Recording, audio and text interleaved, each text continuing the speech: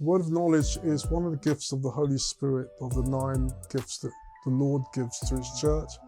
And particularly, God uses it a lot with people who are prophets or in the prophetic gift, apostles, and pastors too are used in that way, and evangelists are used in this way. So the word of knowledge has to do with something that is hidden and no one really knows about it except the person who might be suffering.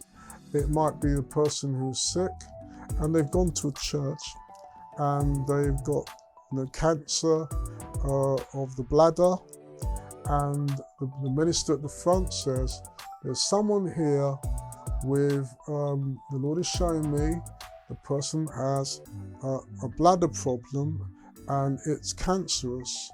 And that once that is said openly, that is one of the examples of the word of knowledge.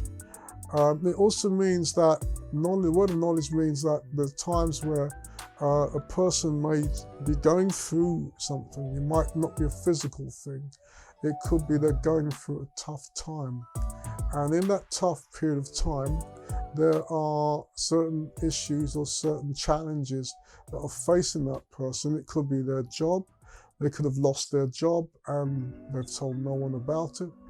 The word of knowledge will operate there, and the person who is delivering the word of knowledge, I must say this, must have some element of wisdom. Because if you're in a crowd, if you're in a group, and the word of knowledge comes to you that a woman has got breast cancer, or a man has cancer in his prostate, or somewhere like that, that is something you don't blurt out over the microphone for everyone else to hear. So you have to work very carefully and say, maybe if it's an open arena, you would say, there are people that have got cancer problems, and you sort of generalize it because you've got to use, I would say, natural wisdom there. So you don't ever expose the person who you're really aiming for. You say, there's some people, you're going through cancer, please put your hands up. You ask the rest of the congregation to close their eyes so that the people are not exposed. But then the word of knowledge, when it is delivered by God like that, this is a rule of thumb, and I've seen it work over and over, and it's actually been unfailing. It's never failed.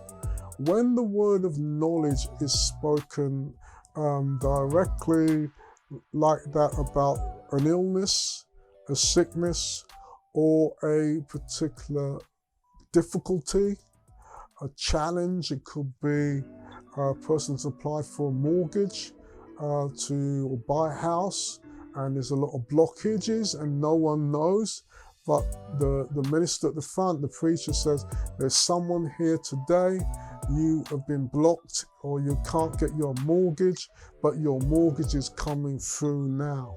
And the thing about it is the person's name doesn't have to be identified, they don't have to necessarily come up the front. The point is, once the person knows it's them, they will get a kind of what we call the witness in their heart. They say, oh gosh, that's me, that's me, that's me, that's me. And they're all excited, that's me, that's me. It's guaranteed that that miracle will come to pass. So the word of knowledge, I always tell people, and God gave me this definition, the word of knowledge always carries the faith to do the miracle. So if a person now, many people like this who have got an ailment or they've got an arm that is broken, it's been operated on.